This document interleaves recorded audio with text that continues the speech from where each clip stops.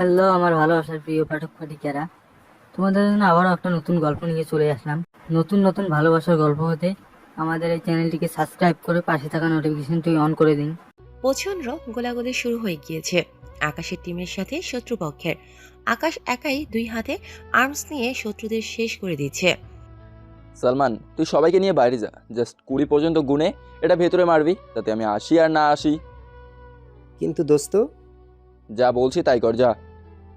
সালমান টিমের বাকিদের নিয়ে বাইরে এসে 20 সেকেন্ড পর্যন্ত গুনে গ্রেনেডটি ভিতরে মারে, আর সাথে সাথেই শত্রুর আস্তানা ধ্বংস হয়ে যায় নিমেষেই। দোস্ত এ কি করলি? আকাশের ভিতরে?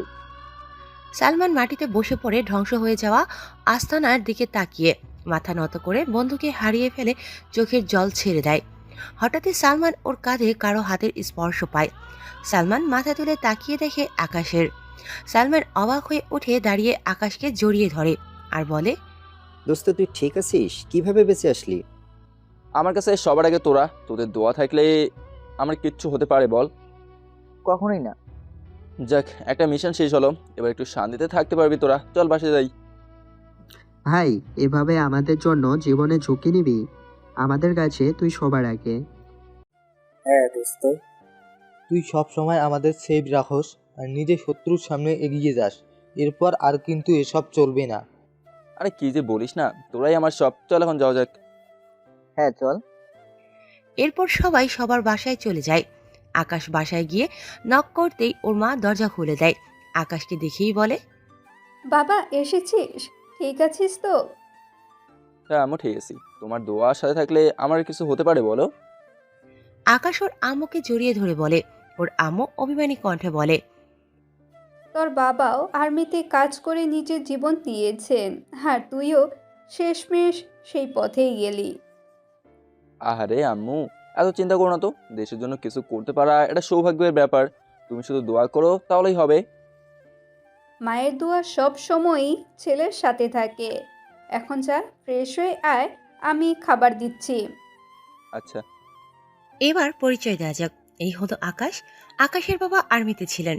বাবার আদর্শ ফলো করেই আজ আকাশ দেশের জন্য কাজ করছে। আকাশ একজন স্পেশাল টিমের হেড। এই টিমে 5 জন ওয়ারিয়র্স রয়েছে। তাদের সবাইকে একসাথে 5 স্টার ব্যাটালিয়ন বলা হয়। আর এই ব্যাটালিয়নের হেড হলো আকাশ। ওর নেতৃত্বে এখন পর্যন্ত 10টি মিশন সম্পূর্ণ হয়েছে। সরকার থেকে সবাইকে স্পেশাল মেডেলও দেওয়া হয়েছে। আকাশের পরিবারে মা আর একটা ছোট বোন আছে। ওর বাবা আগেই শহীদ হয়েছেন। আকাশের বোনকে কিছুদিন আগেই একজন ডক্টরের সাথে বিয়ে দেওয়া হয়েছে। আকাশের বয়স এখন 26 বছর। ও দেখতে বেশ হ্যান্ডসাম আর গুড লুকিং ছেলে। ফর্সা মুখ, সিল্কি চুল, সুঠাম দেহ, সব মিলিয়ে পুরো একটা হিরো। আকাশ স্বভাবতই অনেক রাগী আর মিশুক। আকাশ ওর টিমের বাকি 4 জনকে নিজের থেকেও বেশি ভালোবাসে। ওরা সবাইও ওর অনেক অনুগত। আকাশের কোনো কথাই ওরা ফেলে দেয় না। এদের নিয়েই আকাশের দুনিয়া। আকাশের এই ভাগাদড়ি জীবনে কোনো মেয়ের সাথে সম্পর্ক হয়ে ওঠেনি। জীবনের এই পর্যায়ে আসার জন্য কোনো মেয়ের উপর আকাশ দুর্বল হয়নি। আসলে কখনো কাউকে এভাবে ভালোই লাগেনি। কিন্তু আকাশ অনেক মেয়ের ড্রিম বয় ছিল। স্কুল, কলেজ, ভার্সিটি সব জায়গায় খেলাধুলা থেকে শুরু করে সবকিছুতেই আকাশ ছিল বেস্ট। তাই সবার প্রিয় ছিল আকাশ। এরপর যখন 5 স্টার ব্যাটালিয়নে যুক্ত হলো, তখন ওর দায়িত্ব পালন দেখে সবাই ওকে পছন্দ করতে লাগলো। এখন ওর ডিপার্টমেন্টে সবাই ওকে এক নামে চিনে। লাস্ট মিশন শেষ করে আকাশ আর ওর বাকি টিম মেম্বাররা যখন রেস্ট নিচ্ছিল, ঠিক তখনই ওকে ওদের ডিপার্টমেন্টের চিফ রায়হান সাহেব কল করে ডাক দেয়। আকাশ দ্রুত তার কাছে চলে যায়। May I come in sir? Yes yes Akash, আসো বসো। আকাশ বসতে বসতে বলে, স্যার আপনাকে অনেক চিন্তিত মনে হচ্ছে, কোনো বড় সমস্যা স্যার? রায়হান সাহেব তার চেয়ার ছেড়ে উঠে বেশ চিন্তিতভাবে এদিক ওদিক তাকিয়ে আকাশকে বলে, কিভাবে যে বলি বলো, মাত্রই তোমাদের একটা মিশন শেষ হলো এখন। স্যার আপনি নিশ্চিন্তে বলুন। রায়হান সাহেব আকাশের কাছে এসে দ্রুত বলে, আকাশ, আমাদের সেক্টর বেস থেকে একটা গুরুত্বপূর্ণ হার্ড ডিস্ক চুরি হয়ে গেছে, যেটায় হার্ডটেক সিকিউরিটি দেওয়া, যা ব্যান করার জন্য একমাত্র পিন আমি জানি। কিন্তু আমার ভয় হচ্ছে এই হার্ড ডিস্ক যদি শত্রুপক্ষ অ্যাক্সেস করে ফেলে, তাহলে আমাদের দেশের অনেক বড় ক্ষতি হবে। কিন্তু স্যার যেহেতু এটাই আপনার নিজস্ব সিকিউরিটি দেওয়া, শত্রুপক্ষ কি পারবে তাকে অ্যাক্সেস করতে, যেখানে আমরা আজ অব্দি পারিনি? আকাশ কিভাবে বলবো বলো, তারা অলরেডি এক্সেসের জন্য কাজ শুরু করেছে। এটা খুবই বড় মাপের শত্রু আকাশ। এই হার্ড ডিস্কে একটা স্পেশাল জিপিএস আছে, এটাকে ঠিক যখনই অ্যাক্সেস করতে নিবে এটা এই আইপ্যাডে তার লোকেশন পাঠাবে। লাস্ট 7 জায়গায় লোকেশন ট্যাগ করা হয়েছে। এরা এই হার্ড ডিস্কের সম্পর্কে সব জানে, তাই ভিন্ন ভিন্ন 7 জায়গায় তারা এটিকে অ্যাক্সেস করতে চেষ্টা করেছে, কিন্তু সফল হয়নি। তবে সফল হওয়ার চান্স রয়েছে। আকাশ, তোমাকে এই হার্ড ডিস্ক খুঁজে বের করতেই হবে, যেভাবেই হোক বের করতেই হবে। স্যার আপনি চিন্তা করবেন না, মিশন যতই কঠিন হোক আমি তো সলভ করবই ইনশাল্লাহ। আকাশ, এই মিশনটা একদম সিক্রেট, এখন কেউ জানে না।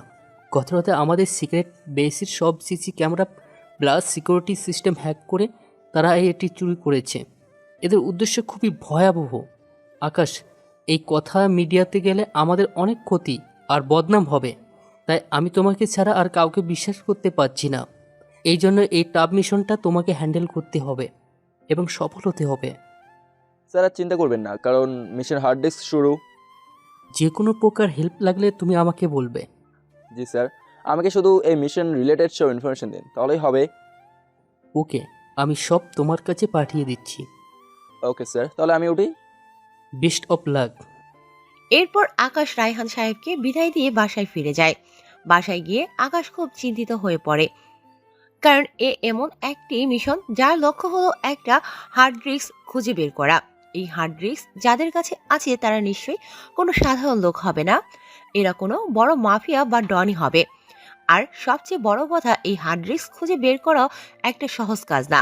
আকাশ কিভাবে কি করবে তা বুঝতে পারছে না। রাত 12টা। আকাশ এখনো ওর টিম মেম্বারদের নতুন মিশন সম্পর্কে কিছুই বলেনি। আগে আকাশ এই মিশনের পুরো সফটটা আঁকতে চায়, তারপর নামবে সিক্রেট মিশনে। সারা রাত ধরে 1000 বার চেষ্টা করে কিন্তু কোনোভাবেই কোনো ক্লু পাচ্ছিল না। কিন্তু হঠাৎই ভোরের দিকে এতবার চেষ্টা করার পর আকাশ সেই অপেক্ষাকৃত ক্লুটা পেয়ে যায় আর দ্রুত ছকটা এঁকে ফেলে। আকাশ কাজ শেষ করে ঘুমিয়ে পড়ে, কারণ আজ ঘুম থেকে উঠেই এমন এক মিশন শুরু হবে যার শেষটা কেউ জানে না। পরের দিন সকাল 10:30। আকাশ ঘুম থেকে উঠে ফ্রেশ হয়ে নাস্তা খেয়ে যায়। ও খুবই টেনশনে আছে। এই মিশনটা খুব রিস্কের, না জানি কি থেকে কি হয়। আকাশ চুপচাপ নাস্তা খাচ্ছে, কোনো কথা বলছে না। আকাশের মায়ের কাছে বিষয়টা ভালো লাগছে না, তাই তিনি আকাশকে জিজ্ঞেস করলেন, আকাশ, কিছু কি হয়েছে? এরকম চিন্তিত হয়ে আছিস কেন? সব ঠিক আছে তো? আকাশ ভাবতে ভাবতে আস্তে করে বলল, আম্মু, আবার একটা নতুন মিশন পেয়েছি। আকাশের আম্মুর মনটা সাথে সাথে খারাপ হয়ে যায়, তাও নিজেকে সামলে বলেন, এর আগে কত মিশনে তুই সফল হয়েছিস, তাহলে চিন্তা কিসের? মা, এই মিশনটা খুব ভিন্ন, আগাগোড়া কিছুই খুঁজে পাচ্ছি না। যা পেয়েছি তাতে কাজ হবে কিনা কে জানে। তুই পারবি, আমার বিশ্বাস। এত চিন্তা করিস না, আল্লাহর উপর ভরসা রাখ আর সামনে এগিয়ে যা। তোকে কেউই হারাতে পারবে না। তুই পারবি বাবা, অবশ্যই পারবি। আকাশ মাথা তুলে উজ্জ্বল নক্ষত্রের মতো আম্মুর দিকে তাকিয়ে বলে, সত্যি আম্মু, পারবো। ইনশাআল্লাহ পারবি। ওকে মা, দোয়া করো। আজ থেকেই শুরু হচ্ছে, আমি এখন উঠি, অনেক কাজ আছে। আচ্ছা আকাশ, কিন্তু মনে রাখিস, যাই করবি সাবধানে। আচ্ছা। বলেই আকাশ বেরিয়ে পড়ে। আকাশ গেলে ওর আম্মু আল্লাহর কাছে দুহাত তুলে কান্না করতে করতে বলে, আল্লাহ, আমার ছেলেটাকে তুমি দেখে রেখো, তুমি ছাড়া আর কেউ নেই। আকাশ ফোন করে সবাইকে নিয়ে ওদের সিক্রেট বেসে বসে। ওর টিমের বাকি মেম্বাররা এখনো কিছুই জানে না। সবাই একসাথে হলে, কি হয়েছে ভাই? সবাইকে ডাক দিলি? কোনো সমস্যা? হ্যাঁ, আসলে কি হয়েছে দোস্ত? দেখ, আমি জানি মাত্র তোরা একটা মিশন শেষ করলি, কিন্তু কিন্তু কি দোস্ত? নতুন মিশন। নতুন মিশন? হ্যাঁ, আর এটা যেই সেই মিশন না, অনেক রিস্ক আর গুরুত্বপূর্ণ একটা mission, the secret mission hard disk. The secret mission hard disk? দোস্ত সব খুলে বলতো, কিছুই বুঝতেছি না। গত পরশুদিন রাতের দিকে আমাদের একটা সিক্রেট বেস থেকে একটা হার্ড ডিস্ক চুরি হয়। এই হার্ড ডিস্কে আছে আমাদের দেশের নিরাপত্তার অনেক তথ্য, যা এখন বর্তমানে শত্রুর হাতে। কি? তাহলে তো এতক্ষণে ওরা সব জেনে গিয়েছে। আকাশ আইপ্যাডটা হাতে নিয়ে ওদের সামনে রেখে বলে, না, এখনো পারেনি। পারলে এই আইপ্যাডে মেসেজ আসতো, ওরা পারেনি কারণ আমাদের চিফ রায়হান স্যার নিজস্ব হাইটেক সিকিউরিটি দেওয়া হার্ড ডিস্কে যার পিন শুধু তিনি একাই জানেন। তবে এই শত্রুপক্ষ এটাকে যতবার সিকিউরিটি ব্রেক করতে নিবে, এই আইপ্যাডে ততবার তাদের লোকেশন চলে আসবে, কারণ হার্ড ডিস্কে লাগানো আছে স্পেশাল জিপিএস, যা হার্ড ডিস্কে যতবার সক্রিয় করবে আর তার লোকেশন পাঠাবে। তাহলে তো খুব সহজেই এটা বের করা যায়, লোকেশন ট্র্যাক করে হার্ড ডিস্ক বের হয়ে আসবে। না শামীম, এরা অনেক চালাক, এরা এই হার্ড ডিস্ক সম্পর্কে সব জানে, তাই এরা এখন পর্যন্ত 9 জায়গায় এটাকে অ্যাক্সেস করার চেষ্টা করছে, কিন্তু পারেনি। তাহলে এখন আমরা কি করতে পারি? আমাদের কাজ হচ্ছে এই হার্ড ডিস্ককে খুঁজে বের করা, এবং সেটা করতে হবে এটাকে অ্যাক্সেস করার আগে। সবই বুঝলাম, কিন্তু দোস্ত এটা কি সম্ভব? আমারও মনে হয়েছিল এটা অসম্ভব, কিন্তু সারা রাত কাজ করে আমি একটা প্ল্যান করছি। কি দোষ? তাহলে শোন, এই যে 9 জায়গার লোকেশন আমরা পেয়েছি তা ঢাকার ভেতরেই, ঢাকার বাইরে এখনো যাওয়া হয়নি। এই যে 9 জায়গা, এগুলো সব কোলাহল মুক্ত জায়গা, আর সবচেয়ে মজার কথা হলো এই 9টা জায়গা একটা জায়গা হয়ে যায়, আর তা হলো RK পয়েন্ট। আমার বিশ্বাস এই হার্ড ডিস্ক এখানেই কোথাও আছে। কিন্তু আরেক পয়েন্ট তো খুবই কোলাহলপূর্ণ একটি জায়গা। ইয়েস, এখানেই তো আমার ছকটা মিলেছিল। ওরা কোলাহল থেকে এমন সব জায়গায় যায় যেখানে কেউ থাকে না, আর আমি নিশ্চিত ওরা কোনো বড় গাড়িতে যায়। তাহলে আর কি, চল সবাই মিলে আর একটা পয়েন্ট অ্যাটাক করি। এটাই তো সমস্যা। কি সমস্যা? RK পয়েন্ট একটা বিশাল পাবলিক প্লেস, যেখানে ফায়ারিং করার কোনো ওয়ে নেই। যদি একটা গুলি পাবলিকের গায়ে লাগে তাহলে আমার এই পেশে আসাটাই অনর্থক হবে। তাহলে চিন্তার কিছু নাই, যদি আমার ধারণা ঠিক হয় তাহলে ওরা এরপর কোথায় যেতে পারে আমরা তা চিন্তা করে আমরা ওদের আগে ওখানে গিয়ে থাকবো। জিপিএস অন হওয়া মাত্রই ওদের খুঁজে বের করবো। আরেকটা কথা, কি দোষ? আমাদের কিছু লোক RK পয়েন্টের মধ্যে ছদ্মবেশে ঢুকে দিতে হবে, যাতে কোনো প্রকার ক্লু আমাদের হাত থেকে মিস না হয়। বাহ দোষ, তুই বেশ, তোর টিমের মেম্বার হয়ে আমরা ধন্য। হয়েছে, তোদের আর পাম দিতে হবে না। খুব সিরিয়াসলি আমাদের এই মিশনটা শেষ করতে হবে। আশা করি আমি যেভাবে ভেবেছি ঠিক সেভাবেই যেন কাজটা হয়। হবে হবে দোষ, চিন্তা করিস না। এরপর আকাশ আর ওদের বাকি টিম মেম্বাররা শুটিং প্রোটেস্ট করতে চলে যায়। অন্যদিকে ফোনে, কাজ হয়েছে? না বস, আমরা চেষ্টা করতেছি। শোন, যেভাবেই হোক এটা খুলে আমাকে দিবি, কোটি টাকার খেলা কিন্তু। জি বস, সামান এমন সিকিউরিটি দিচ্ছে, আবার জিপিএস এর খেলাও কোনোভাবেই কাজ হচ্ছে না। হাসান, আমি না শুনতে পছন্দ করি না, যেমনই হোক খুলে নিয়ে আয়, আর যাই করবি সাবধানে। জি বস। নেকরেট কই? মীরা রোড। আচ্ছা। আকাশ সন্ধ্যায় বাসায় ফিরে। এর মাঝে ও আরেক পয়েন্টে ওদের লোক ফিট করে আসে।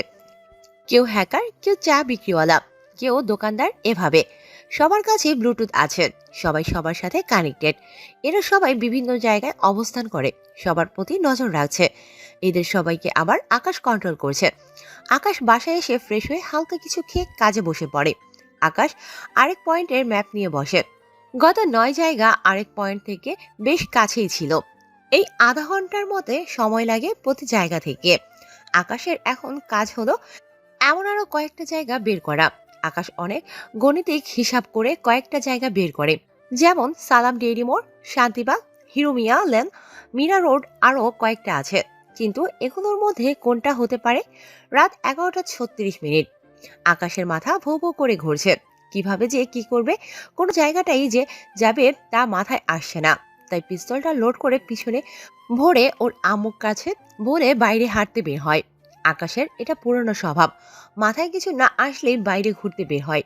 তাই আজও তার ব্যতিক্রম হয়নি। আকাশ ওর বাসা থেকে হাঁটতে হাঁটতে অনেকটা সামনে চলে যায়। আশেপাশে তেমন কোনো লোকজন নেই, তবে রিক্সা আর প্রাইভেট গাড়ি চলছে কয়েকটা। আকাশ ল্যাম্পপোস্টের আলোতে ফুটপাত ধরে হেঁটে যাচ্ছে। ধূমপান বা নেশা জাতীয় জিনিস যে আমাদের ক্ষতি করে তা জানে বলেই আকাশের হাতে কোনো সিগারেট নেই। রাতের শহরটা খুব ঠান্ডা আর আরামদায়ক হয়। মন আর মাথা দুটোকেই চাঙ্গা করে দেয় এই পরিবেশ। কোনো মাদকের সাহায্য লাগে না। আকাশ একটা ছোট্ট গলির সামনে দিয়ে চলে যেতেই ওর তীক্ষ্ণ কানে কেমন জানি গোঙানির আর ধস্তাধস্তির আওয়াজ ভেসে আসে। আকাশ দ্রুত কৌশলে পিছনে এসে অন্ধকার গলির ভিতর ঢুকে আস্তে আস্তে সামনে এগোতে থাকে। যতই সামনে যাচ্ছে শব্দগুলো খুব স্পষ্ট মনে হচ্ছে। আকাশ গলির মাঝামাঝি আসতেই দেখে একটা অসমাপ্ত বাড়ির নিচে আলো জ্বলছে। চারদিকে কেউ নেই, আকাশ আর একমাত্র সময় নষ্ট না করে সেই আলো আর সেখান থেকে আসা শব্দের কাছে ছুটে যায়। আকাশ সেখানে গিয়ে যা দেখে তা দেখার জন্য ও প্রস্তুত ছিল বলে মনে হয় না। আকাশ দেখে 3টা লোক একটা মেয়েকে ধর্ষণ করার জন্য ধরে রেখেছে। একজন মেয়েটার হাত আর আরেকজন মেয়েটার পা ধরে রেখেছে। মেয়েটার জামার কিছু অংশ ছিঁড়েছে আর বাকি একজন পশুর মতো ঝাঁপিয়ে পড়ার জন্য তার নিজের জামা কাপড় খুলছে।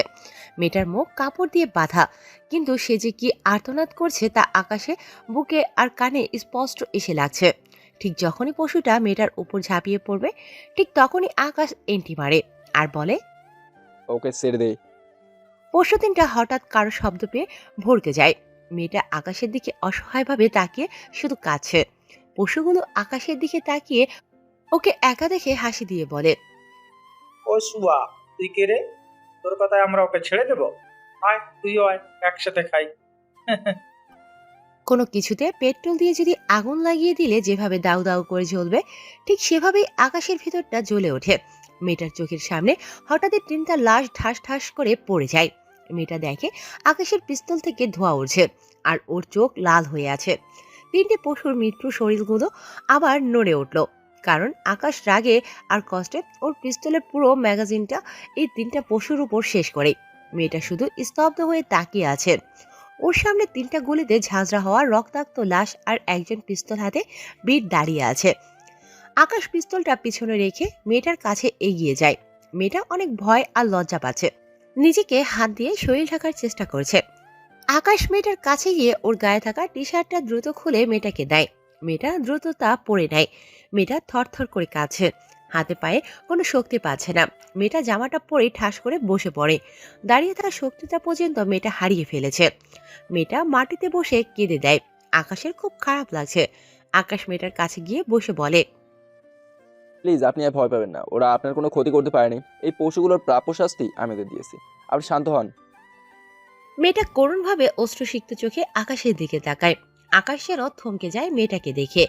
মেয়েটা প্রচন্ড ভয় পেয়েছে, চোখ মুখ দেখে বোঝা যাচ্ছে আকাশের খুব রাগ আর কষ্ট হচ্ছে।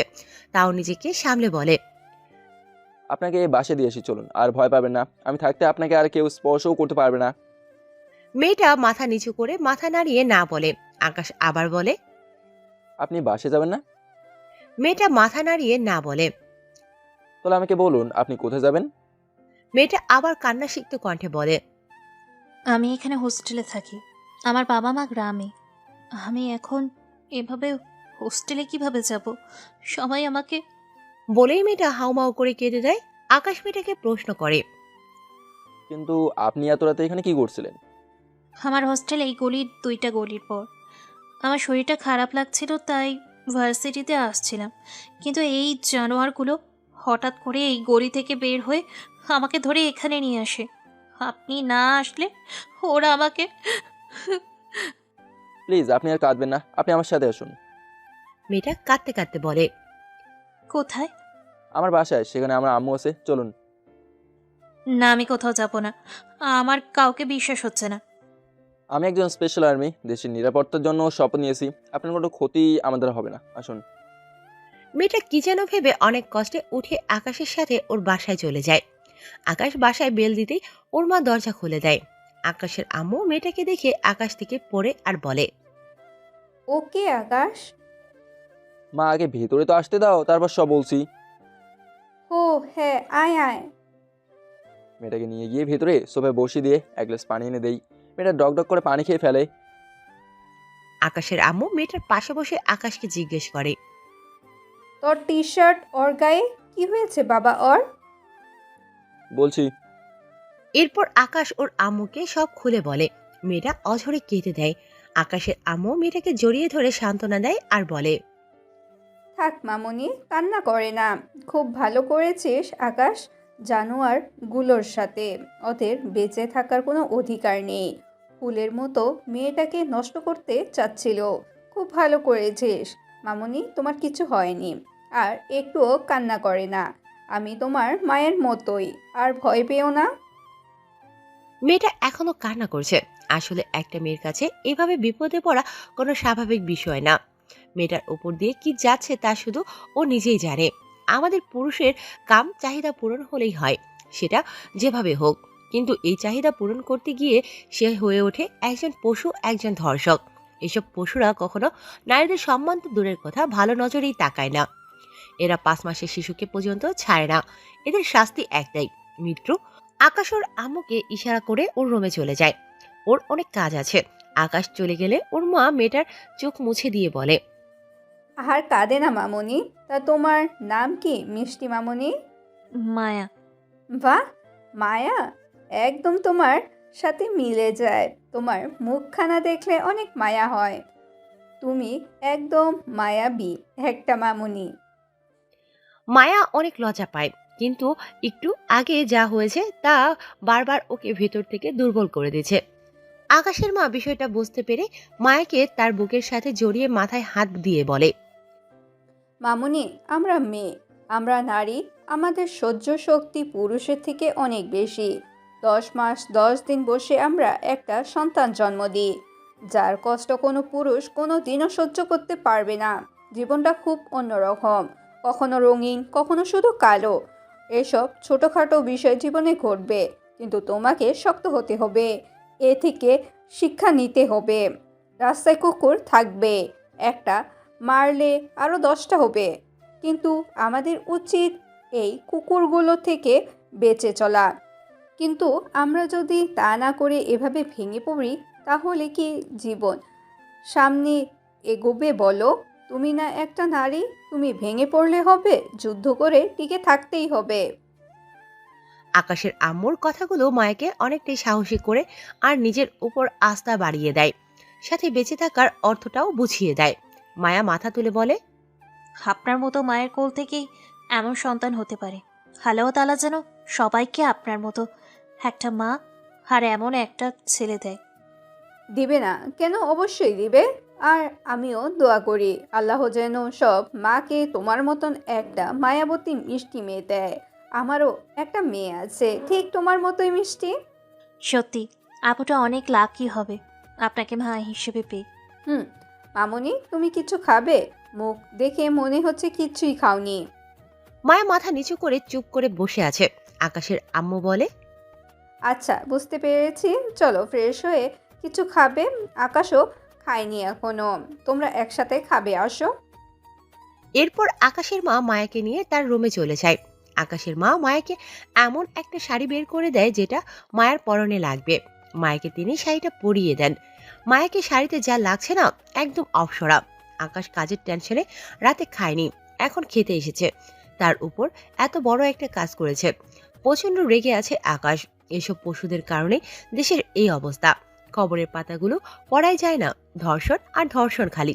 আকাশ চুপচাপ বসে আছে।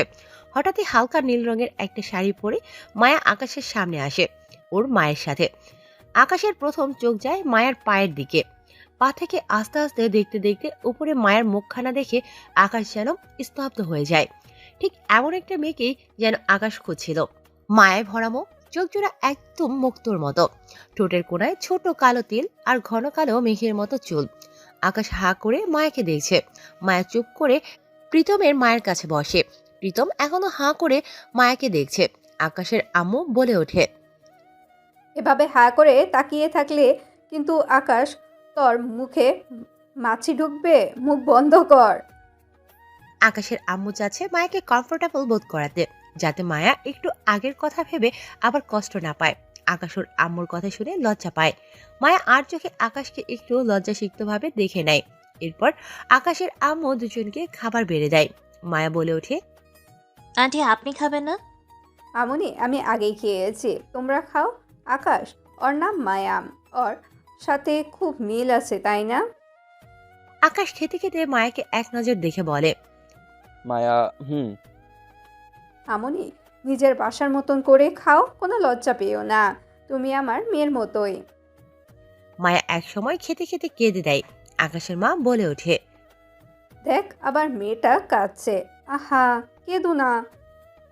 আপনি একদম আমার মায়ের মতো। আজ আপনারা না থাকলে আমি শেষ হয়ে যেতাম। ওদের পাপের শাস্তি আল্লাহ আমার হাতেই লিখে রেখেছিল। আপনি শুধু উছিলা মাত্র, আর কষ্ট পাবেন না, কিছু হয়নি। আর যা হয়েছে একটা খারাপ স্বপ্ন ভেবে ভুলে যান। হ্যাঁ আকাশ ঠিক বলেছে মামুনি, আর কেঁদো না তো, এখন খাও। এরপর সবাই খাওয়া দাওয়া শেষ করে যে যার রুমে চলে যায়। আকাশ ওর রুমে চলে যায় আর মায়াকে নিয়ে আকাশের আম্মু তার রুমে চলে যায়। আকাশের আম্মু মায়াকে নিয়ে তার বিছানায় শুয়ে পড়ে আর মায়াকে বলে, মামুনি, তোমার বাসায় কে কে আছে? আব্বু, আম্মু আর একটা ছোট ভাই। আব্বু কলেজের শিক্ষক আর মা বাসায় থাকে। আর ছোট ভাই ক্লাস 9-এ পড়ে। এরা সবাই আমাদের গ্রামে থাকে। ও, তুমি এখানে একা থাকো? আমি এখানে একটা হোস্টেলে থেকে ভার্সিটিতে পড়ি। এই বছরই নতুন ভার্সিটিতে ভর্তি হয়েছি। ঢাকায় কিছুই চিনি না, কিছু বুঝিও না। শোনো মামুনি, এই শহরটা খুব খারাপ। কখনো রাতে একা বের হবে না। যদি একান্ত প্রয়োজন হয় কাউকে সাথে নিয়ে বের হবে। জি আন্টি, সত্যি আপনারা অনেক ভালো। না হলে কে এত সাহায্য করে? আমার ছেলেটা ঠিক ওর বাবার মতোই। জানো ওর বাবার সাথে আমার কিভাবে পরিচয় হয়েছিল? কিভাবে? বলছি, আমাকে একদিন কিছু বোকাটে ছেলে রাস্তায় খারাপ ব্যবহার করেছিল। ওর বাবা এসে ছেলেগুলোকে এমন মারা মারে যে ছেলেগুলো মনে হয় 6 মাসেও বিছানা থেকে উঠতে পেরেছি কিনা সন্দেহ। ওর বাবার সাহসিকতা দেখে আমি সেদিনই তার প্রেমে পড়ে যাই, কিন্তু বলতে পারি না। লুকিয়ে লুকিয়ে তাকে দেখতে যেতাম। একদিন ধরাও খাই। ব্যাস কি? পরের দিন পুরো পরিবার নিয়ে আমার বাসায় হামলা দিয়ে আমাকে নিয়ে যায়। মায়ার মায়ের কথা শুনে হাসতে হাসতে শেষ, সাথে আকাশের আম্মু। মায়া আস্তে করে বলে, আন্টি, আঙ্কেল কই? ওনাকে দেখছি না যে। আকাশের আম্মু আস্তে করে বলেন, নেই, শহীদ হয়েছেন। ও সরি আন্টি, আমি বুঝতে পারিনি।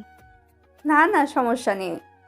এরপর মায়া আর আকাশের আম্মু অনেক কথা বলে ঘুমিয়ে পড়ে। কিন্তু অন্যদিকে আকাশের চোখে ঘুম নেই। আকাশ কাল কোথায় যাবে তা হিসাব করে বের করে। ওর বাকি টিম মেম্বারদের কল করে বলে, কাল আমরা সালাম রোডের ওখানে থাকবো। তোরা সকাল সকাল আগেই চলে যাস, আমি পরে আসবো। সারাদিন ওখানেই থাকবো। আচ্ছা। এরপর আকাশ সব গুছিয়ে বিছানায় গিয়ে শুয়ে পড়ে। ঠিক চোখটা বন্ধ করার সাথে সাথেই মায়ের মায়াবী মুখখানা ওর সামনে ভেসে ওঠে।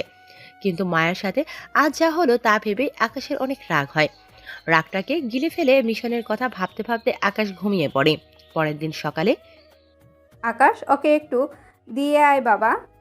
আচ্ছা মা, আসুন। আন্টি, আপনারা অনেক করেছেন। সত্যি আপনাদের মতো ভালো মানুষ আর হয় না। অনেক ধন্যবাদ আপনাদের। ধুর বোকা, ধন্যবাদ কিসে? তোমার যখন ইচ্ছে হবে তুমি চলে এসো। আমি সারাদিন বাসায় একাই থাকি। তুমি আসলে আমার আরো ভালো লাগবে। আচ্ছা, আসি আন্টি। সাবধানে থাকবে মামুনি। এরপর আকাশের সাথে মায়া নিচে নেমে আসে। আকাশ ওর দামি বাইকটা বের করে বলে, উঠুন, আপনাকে নামিয়ে দিয়েছি। মায়া লজ্জাসিক্ত হয়ে বাইকে বসে। আকাশ একটা হাসি দিয়ে একটানে মায়ের হোস্টেলের সামনে চলে যায়। মায়া বাইক থেকে নেমে বলে, আপনাকে কোটি বা ধন্যবাদ দিলেও কম হবে। তাও মন থেকে বলছি, আপনি আমাকে বাঁচিয়েছেন। অসংখ্য ধন্যবাদ আপনাকে। আকাশ ওর মানিব্যাগ থেকে একটা কার্ড বের করে দিয়ে বলে, এখানে আমার নাম্বার আছে, যে কোনো সময় যে কোনো প্রয়োজনে ফোন দেবেন। মায়া অবাক হয়ে কার্ডটা নেয় আর বলে, আচ্ছা। একটা মুচকি হাসি দিয়ে একটানে আবার বাসার দিকে চলে আসি। আকাশ গেলেই মায়ের বান্ধবী বলে, কি রে, রাতে তুই কই ছিলি? আর ওই হ্যান্ডসাম ছেলেটা কে ছিল? উপরে চল, সব বলছি। আচ্ছা, আর তুই এত সুন্দর শাড়ি পরে আছিস কেন? এরপর হোস্টেলে গিয়ে মায়া লিমাকে সব খুলে বলে। লিমা মায়ের একদম বেস্ট ফ্রেন্ড। লিমা মায়ের কথা শুনে ওর গায়ে যেন কাঁটা দিয়ে যাচ্ছে। লিমা বলে, দোস্ত, আল্লাহ তোকে বাঁচিয়েছে রে। ঠিক সময় ছেলেটা না গেলে তো তোর অনেক বড় ক্ষতি হয়ে যেত। সত্যি তোর ভাগ্যটা অনেক ভালো। আসলেই দোস্ত, আল্লাহর কাছে কোটি কোটি শুক্রিয়া, তিনি আমাকে বাঁচিয়েছেন। কিন্তু জানিস, সবার ভাগ্যটা না আমার মতো না রে। সবাই তো আর ওনার মতো কাউকে পায় না যে এসে বাঁচাবে। আমি আল্লাহর কাছে শুধু একটাই দোয়া করি, সবাই যেন ওনার মতো একজনকে পায়। অন্যদিকে আকাশ মায়াকে পৌঁছে দিয়ে সোজা বাসায় এসে ফ্রেশ হয়। হয়েই বাকিদের ফোন দেয়, তোরা সবাই কোথায়? দোস্ত, আমরা স্পটে পৌঁছে গিয়েছি। এখানে তেমন কেউ নেই। আমরা 4 জন 4 পয়েন্টে আছি। পুরো এলাকা আমাদের আন্ডারে। ওকে, তোরা থাক, আমি আইপ্যাড নিয়ে আসছি। ওকে। আকাশের পর রেডি হয়ে নাস্তা করে মাকে বিদায় দিয়ে বাইক নিয়ে বাইরে বের হয়ে টান দিয়ে কিছু দূর সামনে আসতেই দাঁড়িয়ে যায়। দেখে মায়া দাঁড়িয়ে আছে। আপনি একা দাঁড়িয়েছেন? মায়া ইতস্ত হয়ে বলে, আসলে রিক্সার জন্য দাঁড়িয়ে আছি, একটু লাইব্রেরিতে যেতে হবে, কিছু নোট করব, কিন্তু কোনো রিক্সাই পাচ্ছি না। আসলে আমি দিয়ে আসি। আরে না না, আপনি খুবই ব্যস্ত মানুষ, আমার জন্য আপনার লেট হবে, আপনি যান, আমি রিক্সা পেয়ে যাব। আকাশ মুখটা শক্ত করে একটু গম্ভীর কণ্ঠে বলে। উঠুন বলছি। মায়া ভয় পেয়ে দ্রুত বাইকে উঠে বসে। আকাশ মুচকি হাসি দিয়ে বলে, আমাকে শক্ত করে ধরে বসুন আর বলুন কোথায় যাবেন। মীরা রোডের কাছে, ওইখানে একটা বেশ বড় লাইব্রেরি আছে। আকাশ অবাক হয়ে আস্তে করে বলে, মীরা রোড? জি। আচ্ছা চলুন। আকাশ মায়াকে নিয়ে মীরা রোডের দিকে যায়, আর ওর বাকি টিম মেম্বাররাও সবাই সালাম রোডের অপেক্ষা করছে। আকাশ মায়াকে মীরা রোডের কাছে নামিয়ে দেয়। মায়া বাইক থেকে নেমে বলে, আপনি অনেক ভালো, থ্যাঙ্কস আবার হেল্প করার জন্য। সাবধানে বাসে যাবেন, আসি। আচ্ছা। আকাশ বাইক নিয়ে চলে গেলে মায়া লাইব্রেরিতে ঢুকতে ঢুকতে বলে, ব্যাটা এমন কেন, একটু কথাও বলে না ঠিক মতো, কপালটায় কেমন চিন্তার রেখা পড়ে গিয়েছে, একটু হাসি নেই মুখে, ভালোভাবে একটু কথা বললে কি হয়। অন্যদিকে আকাশ বাইক নিয়ে একটু সামনে যেতে হঠাৎ ওর বেগে থাকা আইপ্যাডটা শব্দ করে ভাইব্রেট করতে শুরু করে। আকাশ দ্রুত ব্যাগ থেকে আইপ্যাডটা বের করে দেখে জিপিএস অন হয়েছে আর লোকেশন মীরা রোডে দেখাচ্ছে। আকাশ অবাক হয়ে যায়, কারণ ও ভেবেছিল ওরা সালাম রোডে থাকবে। আকাশ কি করবে এখন? ওর বাকি টিম মেম্বাররা সবাই সালাম রোডে। আকাশ আর কিছু না ভেবে আইপ্যাডের লোকেশন ফলো করে যেতে থাকে একাই। যেতে যেতে একটা বড় অসম্পূর্ণ বিল্ডিংয়ে দেখতে পায়। আকাশ বাইকটা আড়ালে পার্ক করে বাইক থেকে নেমে আইপ্যাড নিয়ে বিল্ডিংয়ের কাছে গিয়ে দেখে স্ট্রং সিগন্যাল দিচ্ছে। আকাশ ওর পিস্তলটা লোড করে আস্তে আস্তে আশেপাশে তাকিয়ে এগোতে থাকে। কি আছে সামনে আকাশ কিছুই জানে না। বিল্ডিংটা 15 তলা, 2টা সিঁড়ি। আকাশ ডান পাশে সিঁড়ি দিয়ে আস্তে আস্তে সাবধানে উপরে উঠছে, কিন্তু কাউকেই দেখছে না। আকাশ 5 তলায় ওঠার সাথে সাথে জিপিএস অফ হয়ে গেল। প্রীতম 5 তলা থেকে দেখে একটা বড় সাদা গাড়ি দ্রুত চলে যাচ্ছে, তার মানে ওরা এবারও পারেনি।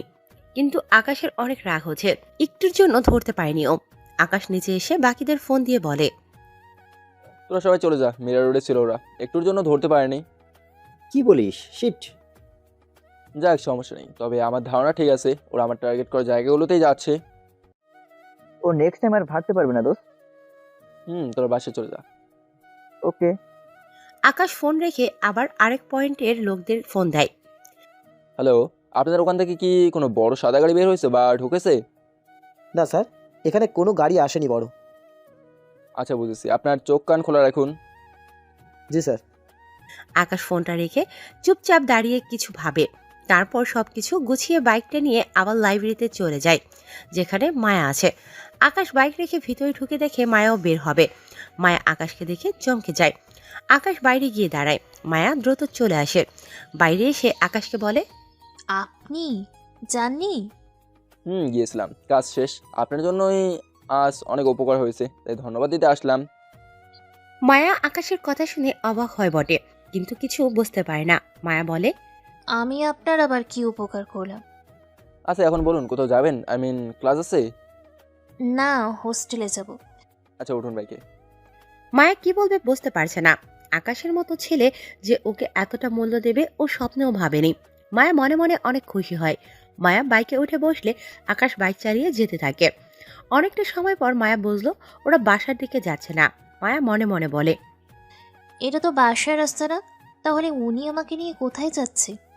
নিয়ে যাক যেখানে খুশি, ওনার সাথে কোনো ভয় নেই আমার। এই ভেবে মনের অজান্তেই আকাশকে শক্তভাবে পেছন থেকে জড়িয়ে ধরে মায়া। আকাশ মায়ার এভাবে জড়িয়ে ধরাতেই একটু নড়ে চড়ে ওঠে। এভাবে এত মায়ের আগে আগে কেউ জড়িয়ে ধরেনি। মায়া কিছুক্ষণ পর বুঝতে পারে ও আবেগের বশে লজ্জাজনক কাজ করে ফেলেছে। মায়া ঠাস করে আকাশকে ছেড়ে দেয়। আকাশ বাইক স্লো করে বলে, ধরে বসুন, নাহলে পড়ে যাবেন। মায়া লজ্জায় শেষ হয়ে যাচ্ছে। লজ্জা নিয়ে এবার খুব সাবধানে আকাশকে ধরে মায়া। এরপর অনেক দূরে গিয়ে আকাশ বাইক থামায়। মায়া তাকিয়ে দেখে একটা জায়গা, এখানে অনেক গাছপালা, অনেক ধরনের ফুলের বাগান আছে। শহরে যে এরকম একটা প্লেস আছে মায়া কল্পনাও করেনি। মায়া আর আকাশ নামে। মায়া বলে ওঠে, জায়গাটা খুব সুন্দর, কিন্তু আমরা এখানে কেন? এটা একটা ক্যাফে, আমার পছন্দের একটা ক্যাফে। আমার ফ্রেন্ডের মাঝে মাঝে আমি এখানে আসি। চলুন ভেতরে যাই। ও জি চলুন। আকাশ মায়াকে নিয়ে ভেতরে যায়। অনেকগুলো টেবিল, প্রতি টেবিলেই কাপল আছে। সবাই সবার ভালোবাসার সাথে খোলামেলা পরিবেশ আর প্রকৃতির ছোঁয়া সবার মনে ভালোবাসার জায়গায়। মায়া দেখে আকাশ ওকে নিয়ে সবাইকে পাশ করে ভিতরে একটা জায়গায় নিয়ে গেল। বেশ সুন্দর একটা জায়গা। বাইরে থেকে ভিতরের এই জায়গাটাই সবচেয়ে বেশি সুন্দর। মায়া শুধু মুগ্ধ হয়ে দেখছে। বসুন। মায়া বসে আর আকাশকে প্রশ্ন করে। এখানে কেউ আসে না কেন? হঠাৎ পেছন থেকে, কারণ ভাবি এটা শুধু আকাশের জন্য, এখানে অন্য কারো বসার সুযোগ নেই। আরে ফাহিম, কেমন আছিস দোস্ত? ফাহিমকে জড়িয়ে ধরে বলল আকাশ। খুব ভালো দোস্ত, কিন্তু তুই খুব খারাপ। হ্যাঁ, কেন? তুই এত সুন্দর ভাবি রেখে বিয়ে করেছিস, অথচ আমাকে দাওয়াত পর্যন্ত দিসনি। ফাহিমের কথা শুনে মায়ের লজ্জা পাবে না অবাক হবে, কি করবে বুঝতেই পারছে না। আকাশ মায়ার দিকে তাকিয়ে দেখে মায়া সেই লজ্জা পাচ্ছে আর বোকা হয়ে গিয়েছে। আকাশের মনে একটু মজা করার ইচ্ছে হয়, তাই আকাশ বলে, আর বলিস না ভাই, মা জোর করে ওর সাথে বিয়ে দিয়ে দিয়েছে, কাউকেই বলিনি। জানিসই তো আমি কি করি। একটু আগে ফাহিমের কথা শুনে যতটুকু অবাক না হয়েছে তার চেয়ে হাজার গুণ অবাক বা শক হয়েছে মায়া আকাশের কথায়। মায়া আকাশের দিকে অবাক নয়নে তাকিয়ে দেখে আকাশ মুচকি হাসছে। হঠাৎই আকাশ মায়াকে একটা চোখ টিপ দেয়। মায়ার লজ্জার আর কেমন জানি একটা মনে হচ্ছে, ওর গলা শুকিয়ে যাচ্ছে। তাই দ্রুত এক গ্লাস পানি খেয়ে একটু শান্ত হয়। আচ্ছা বুঝছি, এবার বস। তোর পছন্দের খাবার অর্ডার আমি দিয়ে এসেছি, তোকে গেট দিয়ে ঢুকতে দেখে তোর জন্য অর্ডার করে দিয়েছি। বাহ, এই না হলে বন্ধু। তুই থাম, ভাবির সাথে একটু কথা বলে নেই। তা ভাবি, আপনার নাম কি? মায়া যে কি বলবে বুঝতে পারছে না। ওর মনে একটাই প্রশ্ন ঘুরছে যে আকাশ সত্যিটা বললো না কেন। মায়া আকাশের দিকে তাকিয়ে দেখে এখনো সেই বাঁকা হাসিটা দিচ্ছে। মায়া আস্তে করে বলে, জি মায়া। বাহ, খুব সুন্দর নাম। জানেন ভাবি, আপনার এই স্বামীটা খুব ভালো। আর যদি আমি আমার পরিবারের মুখে দুমুঠো ভাত তুলে দিতে পারি, তা শুধু এই মানুষটার জন্য। এই যে দেখছেন ক্যাফেটা, এটা সম্পূর্ণ ওর টাকায় বানিয়েছি। এই গাছপালা, ফুলের বাগান সব ওরই বুদ্ধি, ওরই সব কিনে দেওয়া। আজ ও না থাকলে আমাকে আমার বাবা মাকে নিয়ে পথে বসতে হতো। মায়ের রীতিমতো আজ অবাকের উপর অবাকি হচ্ছে। একটা মানুষ যে এতটা ভালো হতে পারে মায়ের জানা ছিল না। মায়া আকাশের দিকে আবার তাকায়। আকাশ অন্যদিকে তাকিয়ে মুচকি হাসছে। মায়া যেন মুগ্ধ হয়ে যাচ্ছে আকাশকে দেখে। আকাশ ফাহিমকে বলে ওঠে, দোস্ত রাখতো, তোকে এগুলো বলতে না করেছি না। আরে রাখতো। জানেন ভাবি, আমার এই ক্যাফেতে আকাশ শুধু ওর সবচেয়ে প্রিয় এবং কাছের মানুষগুলোর সাথে আসে। আপনিও কিন্তু ওর এখন প্রিয় একজন, বুঝলেন? মায়া আকাশের দিকে তাকায়। প্রতিনিয়ত শুধু অবাকই হচ্ছে। আকাশ ওকে এত গুরুত্ব দিচ্ছে, ভাবতেই মায়ের কেমন জানি লাগছে। জি ভাইয়া, বুঝেছি। শোনেন ভাবি, আপনার জন্য স্পেশাল খাবার আনতে বলেছি, ওই তো নিয়ে এসেছে। দোস্ত তোরা খাওয়া দাওয়া কর, আমি পরে আসছি। আরে তুইও বস, আমাদের সাথে খা। না না দোস্ত, আমার ওইদিকে কাজ আছে, তোরা এনজয় কর। আমি কাবাব মে হাড্ডি হতে চাই না। ফাহিম চলে গেলে আকাশ মায়াকে খাবার বেড়ে দেয়। মায়া শুধু আর চোখে আকাশকে মুগ্ধ হয়ে দেখছে, আর ওর প্রতি ভালো লাগাটা প্রতিনিয়ত বেড়েই চলেছে। রাগ করলেন? ওকে সত্যিটা বলিনি বলে? না না, বুঝতে পেরেছি, আপনি মজা করছিলেন। আসলে দেখতে চেয়েছিলাম ও কি বলে আপনাকে নিয়ে। হুম, আপনি খুব ভালো একটা মানুষ। সবাইকে সাহায্য করেন, সবার পাশে দাঁড়ান। কেউ বিপদে পড়লে তাকে সাহায্য করাটা তো আমাদের একজন মানুষ হিসেবে কর্তব্য, তাই না? হ্যাঁ, তবে আপনি সবার থেকে অনেক আলাদা। সব মেয়ের স্বপ্ন আপনার মতো কাউকে তার জীবনসঙ্গী হিসেবে পাওয়ার। কথাটা বলেই মায়া জিহ্বায় কামড় দেয়। ইস, বলতে বলতে ও কি বলে ফেলল। লজ্জায় মায়ার মাথা কাটা যাচ্ছে। আকাশ বলে, সেই সুযোগ আর হলো কই? কেউ তো আজ অব্দি পছন্দই করলো না। নিন, শুরু করুন। মায়া আর কিছুই বলল না লজ্জায়। লজ্জা মাখা মুখখানা নিয়ে খাওয়া শুরু করে, সাথে আকাশও। খাওয়া দাওয়া শেষ করে মায়া বলে, একটা প্রশ্ন করতে পারি, কিছু মনে না করলে? জি করুন। আমাকে এখানে নিয়ে এলেন যে? আমার উপকার করেছেন তাই একটা ট্রিট দিলাম। তাহলে আমাকেও যে আপনার ট্রিট দিতে হয়? আপনিও তো আমার সবচেয়ে বড় উপকার করেছেন। চলুন উঠি। আকাশ উঠে হাঁটা শুরু করে। মায়া উঠে আকাশের পেছন যেতে যেতে মনে মনে বলে, লোকটা এমন কেন? শয়তানের হাড্ডি একটা, ঠিক মতো কথাই বলে না। বুঝলাম না, শুধু আমাকে এখানে আনলো কেন? আমি কি তার প্রিয় কেউ? ফাহিম ভাই তো বলল। উফ, বুঝি না কিছু। এরপর মায়াকে নিয়ে আকাশ ওর হোস্টেলের সামনে চলে যায়। মায়া বাইক থেকে নামতেই আকাশ ডাক দিয়ে বলে, আপনার ফোনটা দিন। মায়া ওর ফোনটা বের করে আকাশকে দেয়। আকাশ মায়ার ফোন নিয়ে কি যেন করলো, তারপর ওকে দিয়ে বলল, আমার নাম্বার সেভ করে দিয়েছি, যে কোনো প্রকার প্রয়োজনে কল করবেন, যখন খুশি তখন। মায়া মাথা নাড়িয়ে আচ্ছা বলে। এরপর আকাশ ওর বাসার দিকে চলে যায়। মায়ার খুব খুশি খুশি লাগছে, এরকম একটা মানুষ ওর সাথে আছে। ভাবতে নিজেকে এই শহরের রানী মনে হচ্ছে মায়ার। মায়াও হাসি নিয়ে হোস্টেলের ভিতর চলে যায়। রাত 10টা। আকাশ কালকের কথা ভাবছে, কালকে কোথায় ওরা যেতে পারে। আকাশ এবার একটা আইডিয়া করে। আকাশ ওর টিম মেম্বারদের ফোন দেয়। কালকে একটা কাজ করব। কি দোস্ত? কালকে আমরা 5 জন, প্রতিজনের সাথে আরও 5 জন করে থাকবে, মানে মোট 25 জন মিলে 5 জায়গায় থাকবো।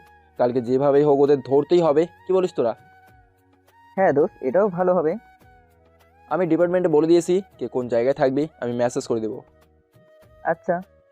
ওকে, তাহলে সকালে দেখা হচ্ছে। ওকে। আকাশ ফোন রেখে সবকিছু গুছিয়ে নেয়। এখন ঘড়িতে 10:56।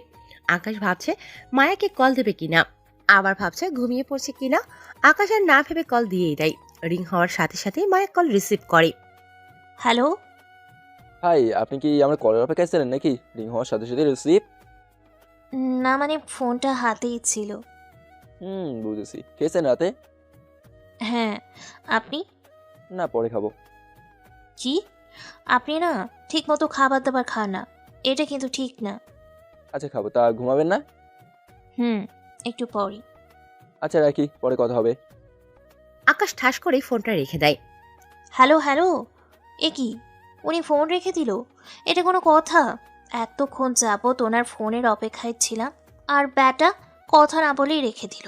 বজ্জাত বাজি কুত্তা, বিলাই পচা। মায়া এভাবে আকাশকে বকা দিতে দিতে হঠাৎই ওর ফোনে একটা মেসেজ আসে। মায়া মেসেজটা পরে স্তব্ধ হয়ে যায়। মায়া দেখে আকাশের মেসেজে লেখা ছিল, নিচে আসুন, আমি বাইরে দাঁড়িয়েছি। মায়াও খুব ইচ্ছে হচ্ছিল আকাশকে একটু দেখবে, কিন্তু সেই ইচ্ছেটা প্রকাশ করতে পারছিল না। তবে অজান্তেই ওর ইচ্ছেটা পূরণ হয়ে গেল। মায়া চুপি চুপি আস্তে করে নিচে নেমে এসে দেখে সত্যি আকাশ দাঁড়িয়ে আছে। মায়া আকাশের কাছে গিয়ে বলে, হঠাৎ এই সময়? এমনি চলুন একটু হাঁটি। আচ্ছা। মায়া আর আকাশ পাশাপাশি হাঁটছে। মায়া স্পষ্ট বুঝতে পারছে আকাশ ওর দিকে তাকিয়ে হাঁটছে। মায়া আকাশের দিকে তাকাতেই আকাশ অন্যদিকে তাকাচ্ছে। ব্যাপারটা খুব ভালো লাগছে মায়ার। ওর খুব ইচ্ছে হচ্ছে আকাশের হাতটা ধরে 2-1 পা হাঁটতে। মায়া বারবার আকাশের হাতের দিকে তাকাচ্ছে আর ইতস্তত হচ্ছে। আকাশ বিষয়টা বুঝতে পারে, তাই আর কিছুই না ভেবে ও মায়ের আঙুলে আঙুল ঢুকিয়ে হাতটা শক্ত করে ধরে হাঁটতে থাকে। মায়ের যেন বিশ্বাসই হচ্ছে না, ওর মনে হচ্ছে এটা কোনো স্বপ্ন।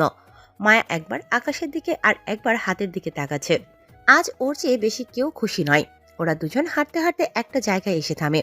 জায়গাটা খুব সুন্দর, একটা ব্রেঞ্চ পাতা, উপরে ল্যাম্পপোস্ট, সামনে বাচ্চাদের ছোট্ট একটা খেলার মাঠ, ঠান্ডা বাতাস। মায়া মিষ্টি একটা ঘ্রাণ পাচ্ছে, খুব ভালো লাগছে সবকিছু ওর কাছে। বসুন এখানে।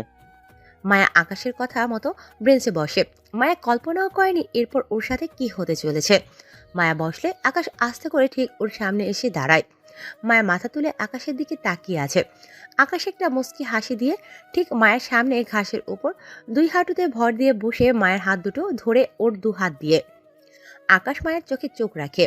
মায়ের কেমন জানি লাগছে, হৃদস্পন্দন ক্রমশই বেড়ে চলেছে।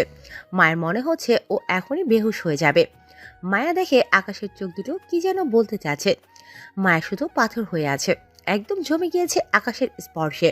আকাশ বলে, আমি কোনো সিনেমার নায়ক না যে অনেক কিছু করে তোমাকে খুশি করব। আমি বাস্তববাদী। আমি জানি তোমার মনে আমার নিয়ে কি চলে। এই 2-1 দিনেই তুমি কেমন তা আমি সব জেনে ফেলেছি। তোমাকে অপছন্দ করার কোনো প্রশ্নই ওঠে না। বরং সেদিন যে শাড়ি পরেছিলে ঠিক সেদিন রাত থেকেই তোমাকে শুধু আমার করার সিদ্ধান্ত নিয়েছিলাম।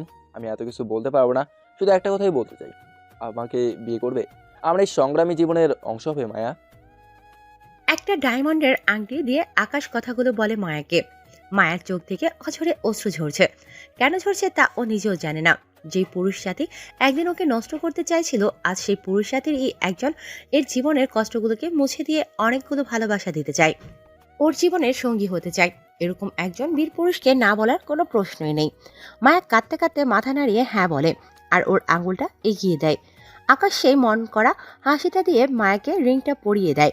মায়া অনেক কেঁদে দেয় খুশিতে। ওর মতো সামান্য মেয়েকে কেউ এতটা আপন করে নেবে ও কখনোই ভাবেনি।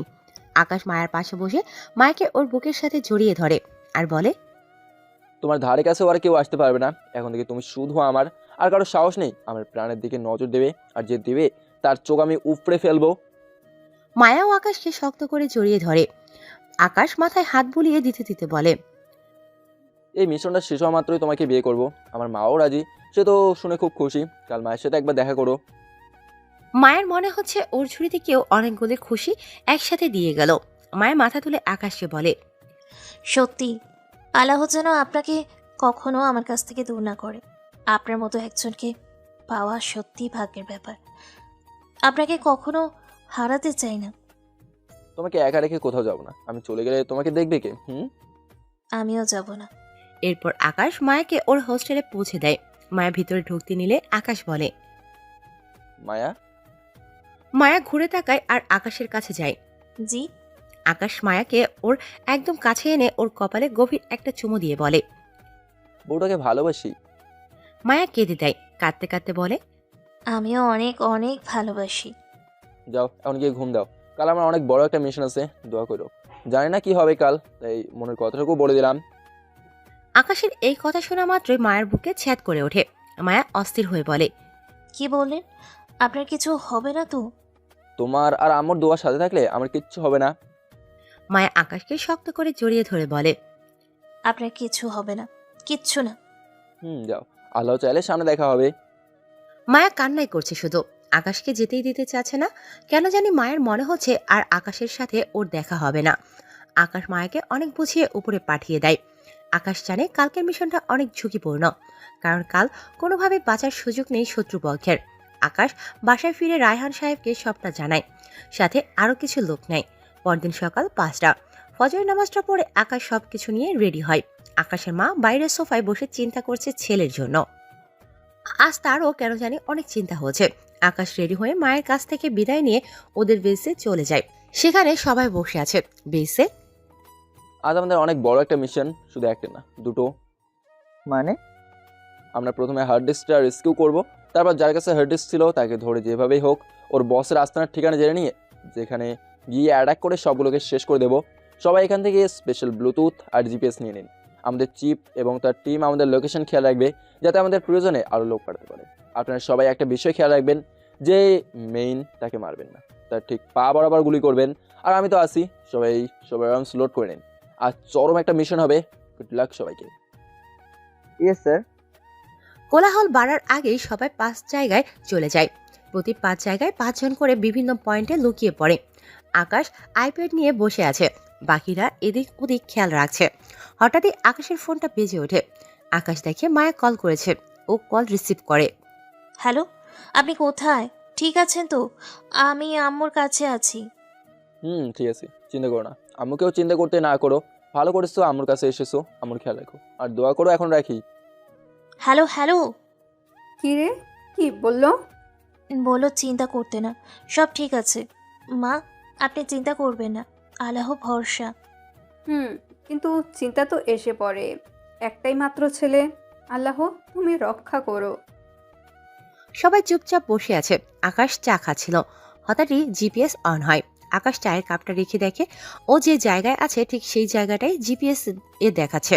আকাশ সবাইকে বলছে, বি অ্যালার্ট, জিপিএস অন হয়েছে, সবাই হিরুমিয়া রোডে আসুন, বাকিরা আমার সাথে।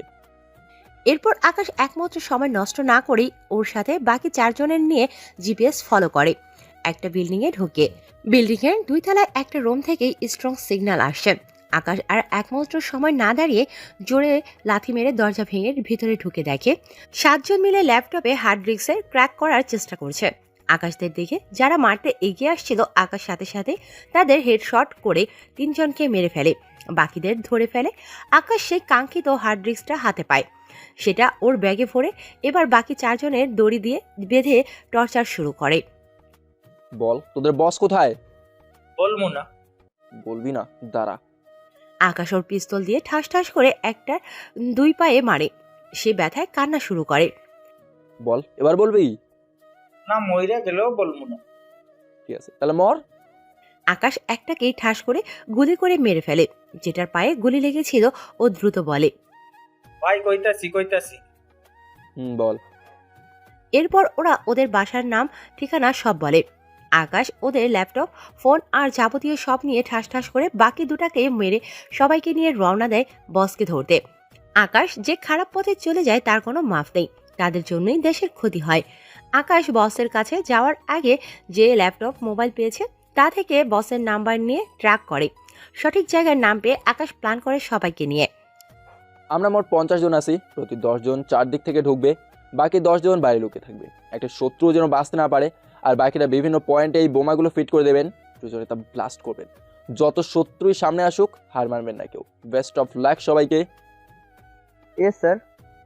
সালমান, শামীম, রবিন আর নীরব, তোরা সবাইকে লিড দিবি। ওকে দোস্ত। তাহলে চলুন সবাই। আকাশ বাকিদের নিয়ে রওনা হয় বসের আস্তানায়। অন্যদিকে বস, কেউ তো ফোন ধরতেছে না, খালি কেটে দেয় সবাই। মানে কি কি কস? ওরা ফোন কাটাবে কে? কি হয়েছে ওগো? তুই লোক পাঠাইছস? জি বস। হঠাৎই খবরের ফোন বেজে ওঠে। হ্যালো ভাই, এখানে তো আমাদের সব লোকরে মাইরা ফেলছে। কি? তুই তাড়াতাড়ি চলে আয়। চুপ। কিরে কি হয়েছে? কথা বলছিস না কেন? বস, আমগো লোকগুলোকে মাইরা হার্ড ডিস্ক নিয়ে গেছে এখন। কি? হঠাৎ বসের রুমে একজন দৌড়ে এসে বলে, বস, আমগো তো চারদিক থেকে অনেক আর্মি ঘিরা ফেলাইছে, গোলাগুলি শুরু হয়ে গেছে। শালারা সব মরবো আজকে। ওরা কোথায় আইছে জানে না, সবগুলোরে মার, একটাও যেন না বাঁচে। তোরাও যা, হা হা হা। আমার কাছে কেউ আইতে পারবি না। আমার গ্যাং এত ছোট না, তোগো মতো 100টারে মারার ক্ষমতা আমার আছে। আকাশ পুরো ব্যাটালিয়ন নিয়ে অ্যাটাক করে, সামনে আগাচ্ছে আর ঠাস ঠাস করে এক একটা পড়ে যাচ্ছে গুলি খেয়ে। প্রচুর গোলাগুলি হচ্ছে, একের পর এক শত্রু আসছে। হঠাৎই খবর পায় আকাশ ওর কয়েকজন লোক গুলি খেয়েছে। আকাশ যেমন ভেবে চেয়েছিল ঠিক তেমনটাই হচ্ছে না, পরিস্থিতি খুব খারাপ হচ্ছে ধীরে ধীরে। আকাশ আর না পেরে পরপর দুটো গ্রেনেড মারে, বাকিরাও সামনে গোলাগুলি করছে। অন্যদিকে মায়া, মনটা কেমন জানি করছে, অস্থির লাগছে খুব। প্রীতম ঠিক আছে তো? ওরে ফোন দাও, ও ঠিক আছে তো? মা, আপনি শান্ত হন, আল্লাহ ভরসা। আচ্ছা, আমি ফোন দিচ্ছি। মায়া কয়েকবার আকাশকে ফোন দিলেও আকাশ ফোন ধরছে না। মায়ারও খুব টেনশন হচ্ছে, হাত পা কেমন লেগে আসে, গলা শুকিয়ে যাচ্ছে চিন্তায়। আকাশের আম্মু কেমন জানি করছে, মায়া কোনোভাবেই তাকে শান্ত করতে পারছে না। এদিকে আকাশের বাকি টিম মেম্বাররা শত্রুদের ওপর জান প্রাণ দিয়ে ঝাঁপিয়ে পড়েছে। আকাশের কাছে আরও আর্মি পাঠানো হয়েছে। আকাশ গুলি করতে করতে হঠাৎ ওর ম্যাগাজিন শেষ হয়ে যায়, আর সাথে সাথে পেছন থেকে 3টা গুলি এসে আকাশের গায়ে লাগে, আর আকাশ ঠাস করে নিচে পড়ে যায়। আকাশ দোস্ত। স্যার। আকাশ নিথর হয়ে পড়ে আছে। অন্যদিকে আকাশের মা আর মায়া বাসায় বসে খুব চিন্তা করছিল। অনেকটা সময় হয়েছে আকাশের কোনো খবর নেই। আকাশের মা তো সেই কবে থেকেই অস্থির হয়ে আছে, এদিক ওদিক করছে। হঠাৎই আকাশের আম্মুর ফোনটা বেজে ওঠে। হ্যালো আন্টি, আমি সালমান। সালমান, বাবা তুমি কাঁদছো কেন? আমার আকাশ ঠিক আছে তো? আন্টি, আপনি দ্রুত হাসপাতালে চলে আসুন, আমরা গাড়ি পাঠাচ্ছি, তাড়াতাড়ি। আকাশের আম্মু স্তব্ধ হয়ে যায়, তার দুনিয়া যেন মুহূর্তেই অন্ধকার হয়ে যায়। মুখের ভাষা হারিয়ে ফেলে। একটা মাত্র ছেলে, তাহলে সেও কি বাবার মতো? আকাশ! আমু, কি হয়েছে আমু? আমার আকাশ হাসপাতালে। কি? এরপর আকাশের আম্মু আর মায়া দ্রুত হাসপাতালে চলে আসে। দুজনেই কাঁদতে কাঁদতে অবস্থা খারাপ। তারা দেখে অনেক আর্মি একসাথে দাঁড়িয়ে আছে। আকাশের আম্মু কাঁদতে কাঁদতে দৌড়ে গিয়ে বলে, আমার আকাশ কোথায়? আমার আকাশ! সাথে মায়াও বলছে, উনি কোথায়? ওনার কি হয়েছে? আপনারা বলছেন না কেন? সালমান শামীম এসে মায়া আর আকাশের মাকে শান্ত করার চেষ্টা করে। আমার আকাশের কি হয়েছে আমি জানতে চাই, আমাকে দয়া করে কেউ বলো। আন্টি, ওর গায়ে 3টা গুলি লেগেছে, খুব খারাপ অবস্থা ওর, আমরা পারিনি ওকে বাঁচাতে। কি? উনি আর বেঁচে নেই? বেঁচে আছে, তবে খুবই খারাপ অবস্থা। ডাক্তার আপ্রাণ চেষ্টা করছে। মায়া আর আকাশের আম্মু হাউমাউ করে কান্না করছে। সাথে আকাশের বন্ধুরা আর সাথীরাও নীরবে চোখের জল ফেলছে। রায়হান সাহেবও তাদের মাঝে একজন। বাইরের দেশ থেকে বড় ডাক্তার আনানো হয়েছে। দীর্ঘ 4 ঘন্টা কেটে যায়। ডাক্তার ওটি থেকে বের হয়ে আসে। মায়া আর আকাশের আম্মু ডক্টরের কাছে দৌড়ে যায়। ডাক্তার, আমার ছেলেটা কেমন আছে? ও সুস্থ আছে তো? বলুন না ডাক্তার, বলুন। দেখুন, আমরা আমাদের কাজ করেছি, এখন বাকিটা মহান আল্লাহর হাতে। তার যদি সময় মতো জ্ঞান আসে তাহলে হয়তো বেঁচে যাবে, তবে রোগীর অবস্থা বেশি ভালো না। 3-3টে গুলি খেয়ে উনি যে এখনও শ্বাস নিচ্ছে তাই অনেক। আপনারা সবাই আল্লাহকে ডাকুন। ডাক্তারের কথা শুনে আকাশের মা আরও ভেঙে পড়ে, আরও কান্না শুরু করে। ডাক্তার, আমি একটু ওনার কাছে যেতে পারি? শুধু একটু দেখবো প্লিজ। দেখুন, এখন তো যাওয়া সম্ভব না। ওনাকে কেবিনে শিফট করলে তারপর যেতে পারবেন। অপেক্ষা করুন। এরপর অনেকটা সময় পার হয়ে যায়। আকাশকে কেবিনে শিফট করলে মায়া আকাশের কাছে যায়। মায়া দেখে আকাশের নিথর নীল বর্ণের ফ্যাকাশে মুখটা একদম নিষ্প্রাণ হয়ে আছে। মায়ের ভিতর থেকে ফুপিয়ে ফুপিয়ে কান্না আসে। মায়ের চোখের জল ছেড়ে দেয়। মায়া আকাশের কাছে বসে ওর হাতটা ধরে কাঁদতে কাঁদতে বলে, আপনি উঠুন না, আর কত ঘুমাবেন? আমাকে বিয়ে করবেন না? আপনি না বললেন আমাকে একা রেখে কোথাও যাবেন না? তাহলে কেন আজ একা করে চলে যাচ্ছেন? আমাকেও নিয়ে যান সাথে। কিভাবে আপনাকে ছাড়া থাকবো? আমার কথা না হয় বাদ, নিজের মায়ের কথা ভাবুন। তাকেও নিঃস্ব করে দিয়ে যাবেন? কি নিয়ে সে বেঁচে থাকবে বলুন? ফিরে আসুন প্লিজ, ফিরে আসুন, ফিরে আসুন না। মায়া অঝরে কাঁদতে থাকে। হঠাৎই মায়া ফিল হয় আকাশের আঙুলগুলো নড়াচড়া করছে। মায়া মাথা তুলে তাকিয়ে দেখে আকাশ চোখ খুলেছে। চোখের ইশারা বলছে আমি ঠিক আছি। মায়া কাঁদতে কাঁদতে আকাশকে জড়িয়ে ধরে। বাইরে বাকিরাও ভেতরে চলে আসে। ডাক্তার চেক আপ করে বলে উনি এখন ঠিক আছে, আর কোনো চিন্তা নেই। আকাশের এক পাশে ওর আম্মু, আর মায়া জড়িয়ে ধরে শুধু কান্না করছে। আকাশের চোখের কোণা থেকেও পানি পড়ছে। ওয়েল ডান মাই বয়, তুমি আসলে রিয়েল ওয়ারি। তাড়াতাড়ি সুস্থ হয়ে আবার আমাদের মাঝে ফিরে আসো। আর হ্যাঁ, তোমার এই মিশনটাও সাকসেসফুল হয়েছে। শয়তানগুলো সব ধরা পড়েছে। তাই তোমাকে আমি 4 মাসের ছুটি দিচ্ছি। সুস্থ হও আর এবার বিয়েটা করে ফেলো। মেয়েটা তোমাকে পাগলের মতো ভালোবাসে। আকাশ ইশারায় আচ্ছা বলে আর অনেক খুশি হয়। এরপর আকাশকে বাসায় নিয়ে যাওয়া হয়। মায়া আকাশকে সেবা করে, যার জন্য আকাশ খুব তাড়াতাড়ি সুস্থ হয়ে যায়। তারপর মায়ের সাথে আকাশের বিয়ে ঠিক হয়। আজ আকাশ আর মায়ার বিয়ে। তো নানা ধরনের নিয়ম শেষ করে ওদের বিয়েটা সম্পূর্ণ হয়। আকাশ এখন বাসর ঘরে দাঁড়িয়ে আছে। ওর বন্ধুরা ওকে ধাক্কা দিয়ে ঘরে পাঠিয়ে দিয়ে বাহির থেকে দরজা লক করে দেয়। আকাশ ধীরে ধীরে বিছানায় গিয়ে বসে। আকাশ আস্তে আস্তে মায়ের ঘোমটাটা উঠায়। মায়ের লজ্জায় নিচের দিকে তাকিয়ে আছে। সারা মুখে ময়দা মেখে আসো, যাও ফ্রেশ হয়ে আসো। তোমাকে এই ময়দা মাখা মুখে দেখে আবার সুন্দরী বলতে পারবো না। মায়া এটা শোনার পর তার লজ্জা মাখা মুখটা রাগে রক্তিম লাল হতে থাকে। কি? আমি ময়দা সুন্দরী? আমি ময়দা মাখি এর আগে মনে হয় দেখেননি? দেখেছি, কিন্তু তখন তোমাকে পেতনির মতো লাগতো। এখন এসব মেয়েকে শেওড়া গাছের শাকচুনির মতো লাগছে। এবার কিন্তু বেশি বেশি হয়ে যাচ্ছে। কি বেশি হয়ে যাচ্ছে গো আমার পেতনি বউ? ওই আবার পেতনি বললেন? তাহলে এই পেতনিকে বিয়ে করেছেন কেন? কি করছো? কলার ছাড়ো। বলে জোর করে কলার ছাড়িয়ে দেয়। আচ্ছা বাদ দাও, যাও ফ্রেশ হয়ে আসো।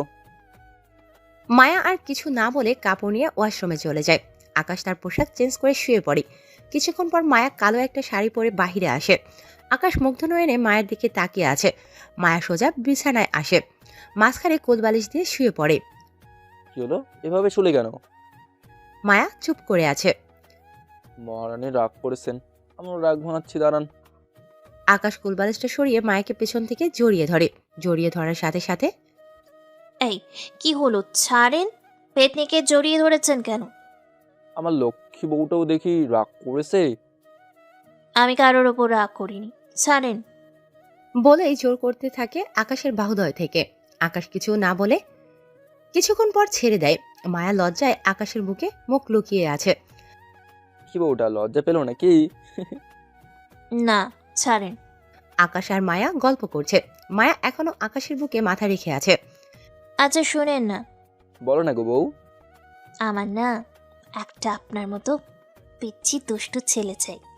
তো না, আমার তো তোমার মতো একটা মিষ্টি মেয়ে চাই। না, ছেলে না, মেয়ে। এই বলে তারা তাদের দুষ্টু মিষ্টি ঝগড়া করতে থাকে। কয়েক বছর পর সাইদ, কই তুমি? নাস্তা করবে না?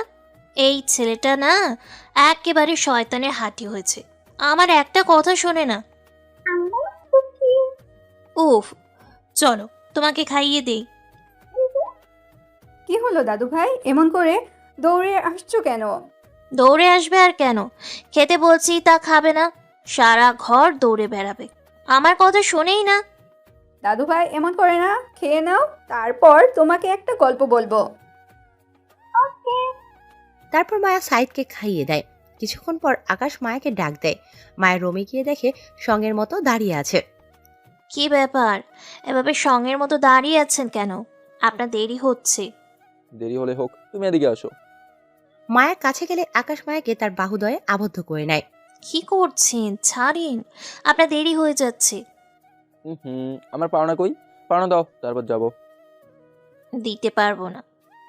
তা বললে তো হবে না, বলেই চার ঠোঁট এক করে দিলাম। কিছুক্ষণ পর উফ, রাক্ষস একটা। শুধু তোমার। এবার অফিসে যান। আল্লাহ হাফেজ। সাবধানে যাইয়েন। আল্লাহ হাফেজ। এভাবেই চলছে আকাশ আর মায়ার খুনসুটিময় সংসার। মায়া খুব খুশি আকাশের মতো স্বামী পেয়ে।